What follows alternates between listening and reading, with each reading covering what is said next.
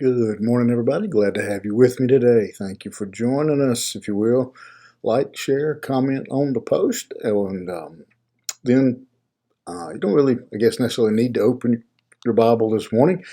Just want to give you a little introduction to the book of Ephesians that we'll be starting in. Well, I guess beginning tomorrow, actually. But I think it'll be a great study. Ephesians is a marvelous book, especially for believers and the church. And so, just a little introduction, very quickly. To the book, if you're not familiar with it.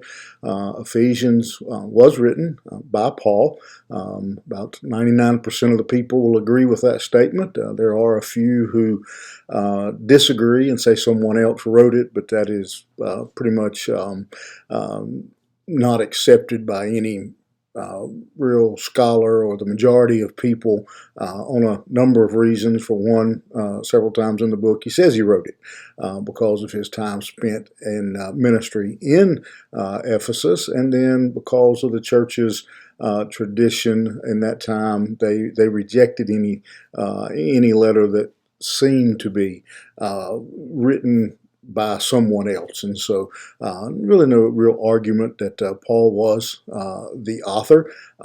He would have written the book somewhere around, or the letter really, somewhere between the years of 60 and 63 AD. It is one of his prison epistles. He wrote it from Rome, from the prison in Rome, and he again identifies that in several places in the letter.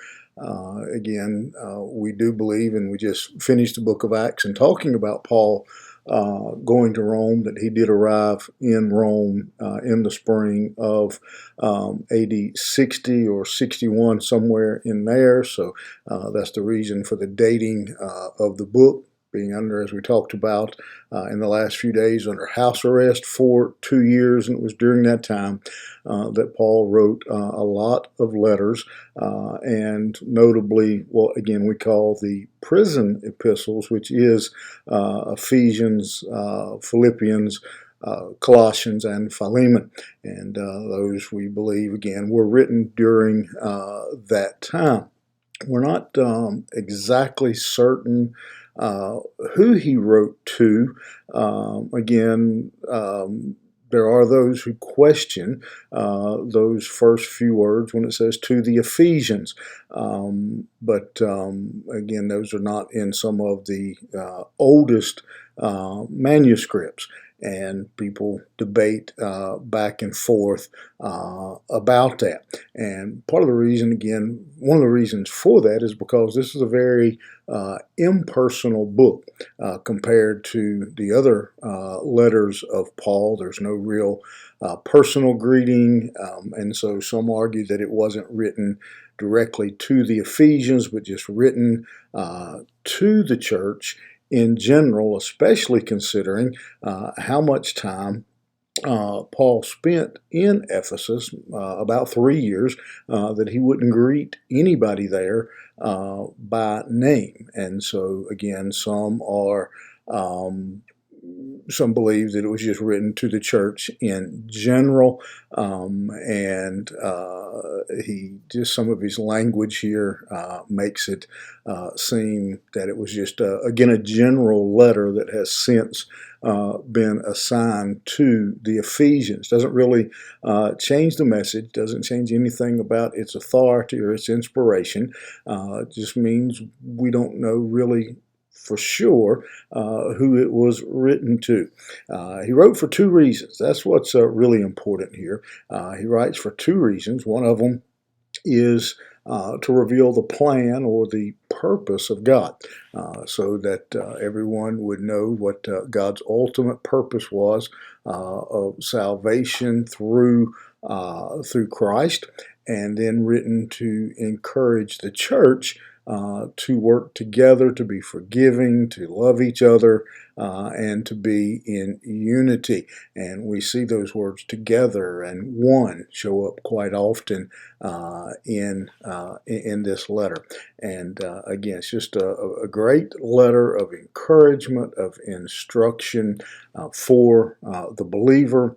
And for the church, it can pretty much be divided into really kind of two sections. And the first three chapters are really focused on doctrine and what we should believe, what believers should practice, what they should believe based on our salvation.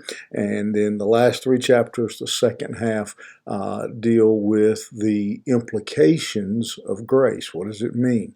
And for individuals and for families, if we're genuinely living in the grace and salvation of Jesus Christ, then how does that affect us? How does that impact the life of a believer?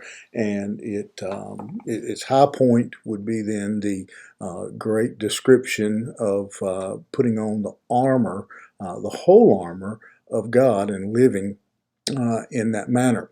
And so again, just a great letter. I'm really excited to go through it and talk to you about it. And as we go through, again, welcome any question you might have. If you want to throw them in the comments, I will do my best to answer those, and either in one of the videos or directly.